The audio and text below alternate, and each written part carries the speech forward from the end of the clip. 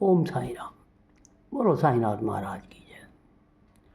प्रिय भक्तों, सबसे पहले हम बाबा के चरणों में प्रणाम करते हैं, जिनकी कृपा दृष्टि मात्र से ही समस्त पाप समूह भस्म होकर हमारे आचरण के दोष नष्ट हो जाते हैं। उनसे वार्तालाप करना हमारे लिए शिक्षाप्रद और अति आनंददायक है। वे अपने मन में यह मेरा और वह तुम्हारा ऐसा कोई भेद नहीं रखते। इस प्रकार के भेदभाव की कल्पना उनके हृदय में कभी भी उत्पन्न नहीं होती। उनका ऋण इस जन्म में तो क्या, अनेक जन्मों में भी हम नहीं चुका सकते। ये सब जानते हैं कि बाबा सबसे दक्षिणा लिया करते थे तथा उस धन राशि में से दान करने के पश्चात जो कुछ भी शेष बचता उससे वे ईंधन समेत अन्य वस्तुएं मोल ले लिया करते थे और सदैव अपनी धुनी प्रज्वलित किया करते थे। इसी धुनी की भस्म उदी कहलाती है। भक्तों के शिरडी से प्रस्थान करते समय वह इस भस्म मुक्त हस्त से उन सभी को वितरित कर दिया करते थे। इस उदी से बाबा हमें क्या शिक्षा देते हैं? उदी वितरण कर बाबा हमें शिक्षा देते हैं कि इस अंगारे के समान गोचर होने वाले ब्रह्मांड का प्रतिबिंब भस्म के ही समान है। हमारा तन भी ईंधन सदृश ही है, अर्थात पंचभूतादि से निर्मित है, जो कि सांसारिक भोग आदि के उपरांत विनाश को प्राप्त होकर भस्म में मिल जाता है। साईनाथ भक्तों को इस बात की स्मृति दिलाने के हेतु ही कि अंत में यह भस्म सदृश होने वाली है, बाबा उदी वितरण किया करते थे। बाबा इस उदी के द्वारा एक और भी शिक्षा प्रदान करते हैं कि इस संसार में ब्रह्म ही सत्य और जगत मिथ्या है। इस संसार में वस्तुतः कोई किसी का पिता पुत्र अथवा स्त्री नहीं है। हम जगत में अकेले ही आए हैं और अकेले ही जाएंगे। इस उदी ने अनेक शारीरिक और मानसिक रोगियों को स्वास्थ्य प्रदान किया है। यथार्थ में बाबा तो भक्तों को दक्षिणा और उदी द्वारा सत्य और असत्य के विवेक तथा असत्य के त्याग का सिद्धांत समझाना चाहते थे। इस उदी से वैराग्य और दक्षिणा से त्याग की शिक्षा मिलती है। इन दोनों के अभाव में इस माया रूपी भवसागर को पार करना कितना कठिन है। इसलिए बाबा दूसरे के भोग स्वयं भोग कर दक्षिणा स्वीकार कर लिया करते थे। जब भक्तगण विदा लेते तब वे प्रसाद के रूप में उदी देकर और कुछ उनके मस्तक पर लगाकर अपना वरद हस्त उनके मस्तक पर रख दिया करते थे। जब बाबा प्रसन्नचित होते तब वे प्रेम पूर्वक गीत गाया करते थे। ऐसा ही एक भजन उदी के संबंध में भी है, जिस भजन के बोल हैं, रमते राम आओ जी, उदिया की गोनियाँ लाओ जी। बाबा का यह शुद्ध और मधुर स्वर में गाया किया करते थे। यह सब तो उदी के आध्यात्मिक प्रभाव के संबंध में हुआ, परंतु उसमें भौतिक प्रभाव भी था, जिससे भक्तों को स्वास्थ्य, समृद्धि, चिंता मुक्ति एवं अनेक सांसारिक लाभ प्राप्त हुए। इसलिए उदी हमें आध्यात्मिक और सांसारिक लाभ पहुंचाती है। इस उदी की अनेक सत्य कथाएं हैं। नासिक के श्री नारायण मोतीराम जानी बाबा के नाम से प्रख्यात थे और साईनाथ के परम भक्त थे। बाबा के अन्य भक्त रामचंद्र वामन मोडक के अधीन काम करते थे। एक बार वे अपनी माता के साथ शिरडी गए तथा बाबा के दर्शन का लाभ उठाया। तब बाबा ने उनकी माँ से कहा, अब तुम्हारे पुत्र को नौकरी छोड़कर अपना कोई स्वतंत्र व्यवसाय करना चाहिए। कुछ दिनों में बाबा के वचन सत्य निकले और नारायण जानी ने नौकरी छोड़कर एक उपाहारगृह आनंद आश्रम चलाना प्रारंभ कर दिया, जो अच्छी तरह चलने लगा। एक बार नारायण राव के एक मित्र को बिच्छू ने काट लिया, जिससे उसे बहुत ही ज़्यादा पीड़ा होने लगी। ऐसे प्रसंगों में उदी तो रामबाण प्रसिद्ध है। काटने के स्थान पर केवल उसे लगा ही देना चाहिए। नारायण ने उदी खोजी, परंतु वह वहाँ पर नहीं मिली। उसने बाबा के चित्र के समक्ष खड़े होकर उनसे सहायता की प्रार्थना की और उनका नाम लेते हुए उनके चित्र के सन्मुख जलती हुई अगरबत्ती में से एक चुटकी भस्म बाबा की उदी मानकर बिच्छू के डंक मारने के स्थान पर लेप कर दिया। वहाँ से उनके हाथ हटाते ही उनकी पीड़ा तुरंत मिट गई और दोनों प्रसन्न होकर वहाँ से चले गए। एक समय बाबा के एक भक्त बांद्रा में थे। उन्हें वहाँ पता चला कि उनकी लड़की जो दूसरे स्थान पर है उसे प्लेग हो गया है और उसे गिल्टी निकल आई हैं। उनके पास उस समय ऊदी नहीं थी, इसलिए उन्होंने नाना चंदोरकर के पास ऊदी भेजने के लिए सूचना भेजी। नाना साहब ठाणे रेलवे स्टेशन के समीप रास्ते में ही थे। जब उनके पास यह सूचना भेजी, नाना साहब ठाणे रेलवे स्टेशन के समीप रास्ते में कहीं जा रहे थे। वे अपनी पत्नी सहित कल्याण जा रहे थे। उनके पास भी उस समय ऊदी नहीं थी, इसलिए उन्होंने सड़क पर से कुछ धूल उठाई और श्री साईं बाबा का ध्यान कर उनसे सहायता की प्रार्थना की तथा उस धूल को अपनी पत्नी के मस्तक पर लगा दिया। वह वक्त खड़े खड़े यह सब नाटक देख रहा था। जब वह घर लौटा तो उसे जानकर अति हर्ष हुआ कि जिस समय से नाना साहब ने ठाणे रेलवे स्टेशन के पास बाबा से सहायता करने की प्रार्थना की, तभी से उनकी लड़की की स्थिति में पर्याप्त सुधार हो गया था, जो गत 3 दिनों से पीड़ित थी। एक समय नाना साहब चंदोरकर खानदेश जिले के जामनेर में मामलतदार थे। जामनेर शिरडी से तकरीबन 300 मील दूर है। उनकी पुत्री मैनाबाई गर्भावस्था में थी और प्रसव काल समीप ही था। उसकी स्थिति बहुत ही ज़्यादा गंभीर थी। 2-3 दिनों से प्रसव वेदना हो रही थी। नाना साहब ने सभी संभव प्रयत्न किए, परंतु उसे वे सब व्यर्थी सिद्ध हुए। तब उन्होंने बाबा का ध्यान किया और उनसे सहायता की प्रार्थना की। उस समय शिरडी में एक रामगीर बुआ, जिन्हें बाबा बापू गिर बुआ के नाम से पुकारते थे, अपने घर खानदेश को लौट रहे थे। बाबा ने उन्हें अपने समीप बुलाकर कहा कि तुम घर लौटते समय थोड़ी देर के लिए जामनेर में उतरकर यह उदी और आरती श्री नाना साहब को दे देना। रामगीर बुआ बोले, बाबा मेरे पास केवल 2 ही रुपये हैं, जो कठिनाई से जलगांव तक के किराए के लिए ही पर्याप्त होंगे। फिर ऐसी स्थिति में जलगांव से 35 मील दूर और आगे जाना मेरे लिए संभव नहीं हो पाएगा। तब बाबा ने उत्तर दिया, चिंता की कोई बात नहीं, तुम्हारी सब व्यवस्था हो जाएगी। तब बाबा ने श्यामा से माधव द्वारा रचित प्रसिद्ध आरती की प्रतिलिपि कराई और ऊदी के साथ नाना साहब के पास भेज दी। बाबा के वचनों पर विश्वास कर रामगीर बुआ ने शिरडी से प्रस्थान कर दिया और 2:45 बजे रात्रि को जलगांव पहुँचे। इस समय उनके पास केवल 2 आने की राशि शेष थी और वे बड़ी दुविधा में थे। इतने में ही एक आवाज़ उनके कानों में पड़ी कि शिरडी से आए हुए बापू गिर बुआ कौन है। उन्होंने आगे बढ़कर बतलाया कि मैं शिरडी से आ रहा हूँ और मेरा ही नाम बापू गिर बुआ है। उस चपरासी ने, जो अपने आप को नाना साहब चंदोरकर द्वारा भेजा हुआ बतला रहा था, उन्हें बाहर लाकर एक शानदार तांगे में बिठाया जिसमें 2 सुंदर घोड़े जुते हुए थे। तब वे दोनों रवाना हो गए। तांगा रोककर घोड़ों को पानी पिलाया। इसी बीच चपरासी ने रामगीर बुआ से थोड़ा सा नाश्ता करने के लिए कहा। उसकी दाढ़ी मूछें तथा अन्य वेशभूषा से उसे मुसलमान समझकर उन्होंने जलपान करना अस्वीकार कर दिया। तब उस चपरासी ने कहा कि मैं गढ़वाल का क्षत्रिय वंशी हिंदू हूँ और यह नाश्ता नाना साहब ने आपके लिए ही भेजा है तथा उसमें आपको कोई आपत्ति और संदेह नहीं करना चाहिए। तब वे दोनों जलपान कर पुनः रवाना हुए और सूर्योदय काल में जामनेर पहुंच गए। रामगीर बुआ लघु शंका को गए और थोड़ी देर में जब वे लौट कर आए तो क्या देखते हैं कि वहाँ ना तो कोई तांगा था और ना कोई तांगे वाला और ना ही तांगे के घोड़े। उसके मुख से कोई शब्द ना निकल रहा था। वे समीप ही कचहरी में पूछताछ करने गए और वहाँ उन्हें पता चला कि इस समय मामलतदार घर पर ही हैं।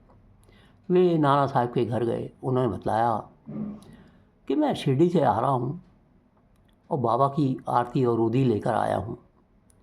उस समय मैना ताई की स्थिति बहुत ही गंभीर थी और सभी को उसके लिए बड़ी चिंता थी।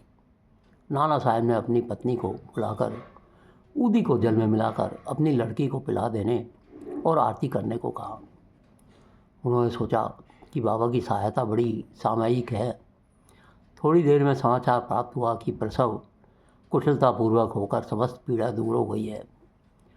जब रामगिर बुआ ने नाना साहब को चपरासी, तंगा तथा जलपान आदि रेलवे स्टेशन पर भेजने के लिए धन्यवाद दिया तो नाना साहब को यह सुनकर बड़ा ही आश्चर्य हुआ और वे कहने लगे, मैंने तो कोई तांगा न चपरासी भेजा था और ना ही मुझे शिरडी से आपके पधारने की कोई पहले से सूचना थी। उनकी बातें सुनकर नाना साहब समझ गए कि ये सब बाबा की ही लीला है और उन्होंने ही मेरे और मेरी पुत्री के ऊपर कृपा करी है। भक्त नारायण राव को बाबा के दर्शनों का 3 बार सौभाग्य प्राप्त हुआ था। बाबा के महासमाधि लेने के 3 वर्ष पश्चात वे शिरडी जाना चाहते थे, परंतु किसी कारणवश उनका जाना नहीं हो पा रहा था। बाबा के समाधिस्थ होने के 1 वर्ष के भीतर बाबा का ध्यान करना प्रारंभ कर दिया। एक रात उन्हें स्वप्न आया, बाबा एक गुफा में से जाते हुए दिखाई पड़े और सांत्वना देकर कहने लगे, घबराओ नहीं, तुम्हें कल से आरंभ हो जाएगा और 1 सप्ताह में ही चलने फिरने लगोगे।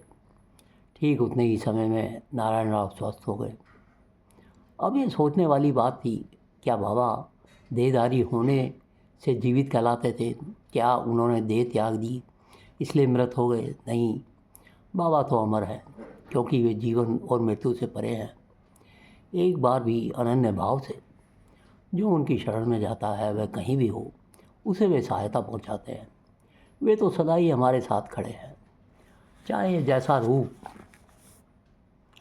लेकर भक्ति के समक्ष प्रकट होकर उनकी इच्छाएं पूर्ण कर देते हैं। एक बार अप्पा साहेब कुलकर्णी के शुभ दिन आए।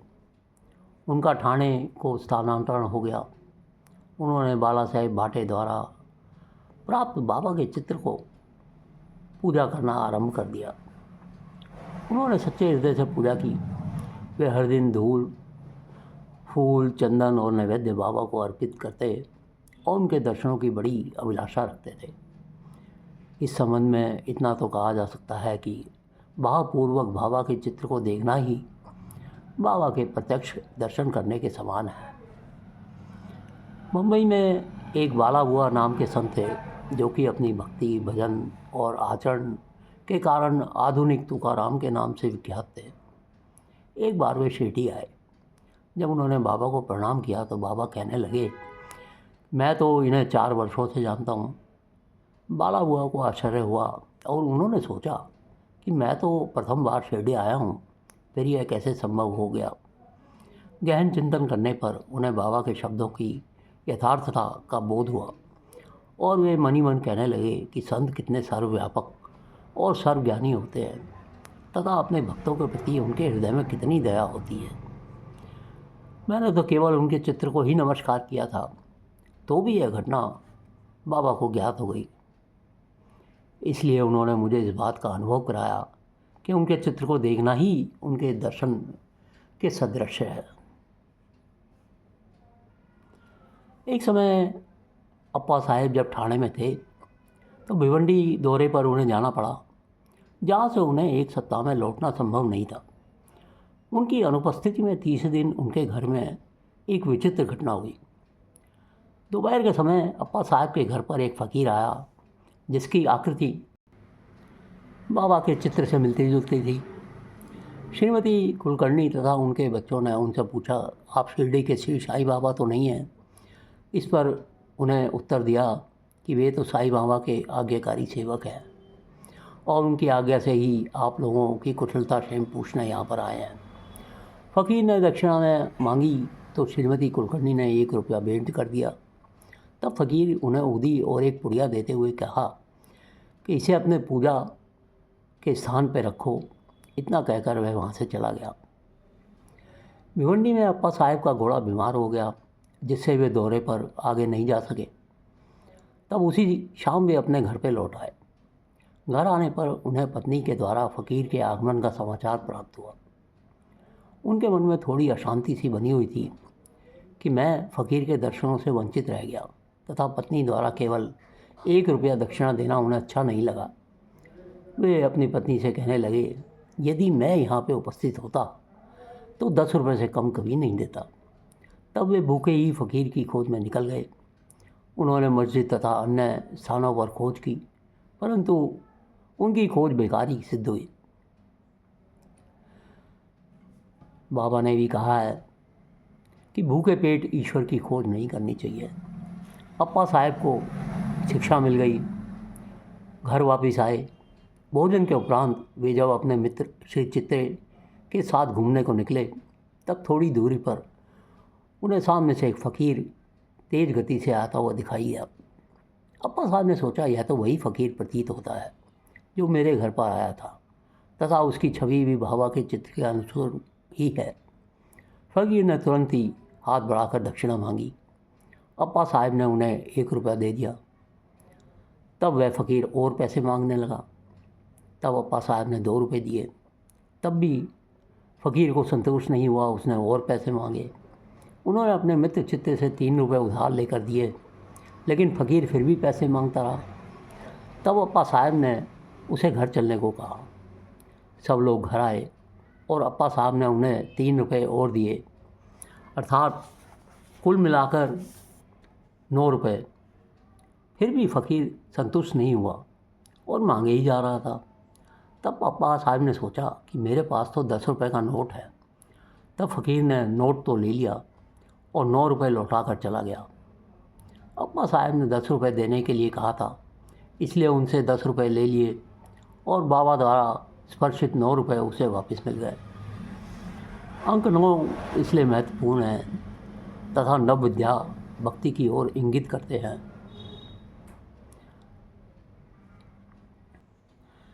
ऊदी की पुड़िया खोलने पर अप्पा साहब ने देखा कि उसमें फूल के पत्ते और अक्षत है।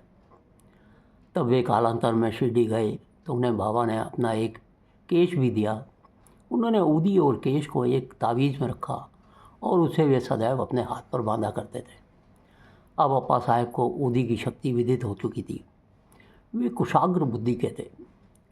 प्रथम उन्हें 40 रुपये मासिक मिलते थे, परंतु बाबा की ऊदी और चित्र प्राप्त होने के पश्चात उनका वेतन कई गुना बढ़ गया और उन्हें मान और यश भी मिलने लगा।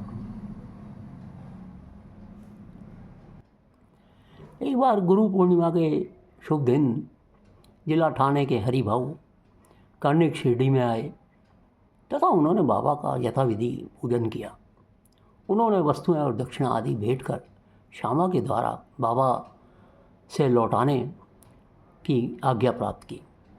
वे मस्जिद की सीढ़ियों से उतरे ही थे कि उन्हें विचार आया कि बाबा को 1 रुपया और अर्पण करना चाहिए। वे श्यामा को संकेत से यह सूचना देना चाहते थे कि बाबा से जाने की आज्ञा प्राप्त नहीं हुई है, इसलिए मैं वापस लौटना नहीं चाहता हूँ। परंतु श्यामा का ध्यान उनकी ओर नहीं गया, इसलिए वे अपने घर की ओर चल पड़े। मार्ग में वे नासिक में श्री कालाराम के मंदिर में दर्शन को गए। संत नरसिंह महाराज, जो कि मंदिर के मुख्य द्वार के भीतर बैठा करते थे, भक्तों को वहीं पर छोड़कर हरि भाऊ के पास आए और उनका हाथ पकड़कर कहने लगे, मुझे मेरा रुपया दे दो। कर्णिक को बड़ा आश्चर्य हुआ और उन्होंने खुशी से वह रुपया उन्हें दे दिया। उन्हें विचार आया कि मैंने बाबा को रुपया देने का मन में संकल्प किया था और बाबा ने यह रुपया नासिक के नरसिंह महाराज के द्वारा ले लिया है। इस घटना से भक्तों ये सिद्ध होता है कि संत अभिन्न हैं तथा वे किसी न किसी रूप में एक साथ ही कार्य किया करते हैं। प्रिय भक्तों, हमें साईं नाम का स्मरण और उनके चरणों में प्रगाढ़ प्रीति रखनी चाहिए। साईं कथा रूपी समुद्र मंथन कर उसमें से प्राप्त रत्नों को दूसरों को वितरण करना चाहिए, जिससे हमें नित्य नूतन आनंद का अनुभव होता रहेगा और श्रोतागण अधपतन से बच जाएंगे। यदि भक्तगण अनन्य भाव से उनकी शरण में आए तो उनका मैं यानी अभिमान नष्ट होकर बाबा से अभिन्नता प्राप्त हो जाएगी। जैसे कि नदी समुद्र में मिल जाती है। यदि तुम 3 अवस्थाओं अर्थात जागृति, स्वप्न और निद्रा में से किसी एक में भी साईं चिंतन में लीन हो जाओ तो तुम्हारा सांसारिक चक्र से छुटकारा हो जाएगा। स्नान कर प्रेम और श्रद्धापूर्वक होकर जो इस साईं सचरित ग्रंथ का एक सप्ताह में पठन समाप्त करेंगे उनके सारे कष्ट दूर हो जाते हैं। या जो इसका नित्य पाठन या श्रवण करेंगे उन्हें भय से तुरंत छुटकारा मिल जाता है, उनके रोग दोष दूर हो जाते हैं। वो साईं कृपा उन पर हमेशा ही बनी रहती है। साईंनाथ महाराज कहते हैं, तुम चाहे कहीं भी रहो, जो इच्छा हो सो करो, परंतु यह सदैव स्मरण रखो कि जो कुछ तुम करते हो वह सब मुझे ज्ञात है। मैं ही समस्त प्राणियों का प्रभु और घट घट में व्याप्त हूँ। मेरे ही उदर में समस्त जड़ व चेतन प्राणी समाये हुए हैं।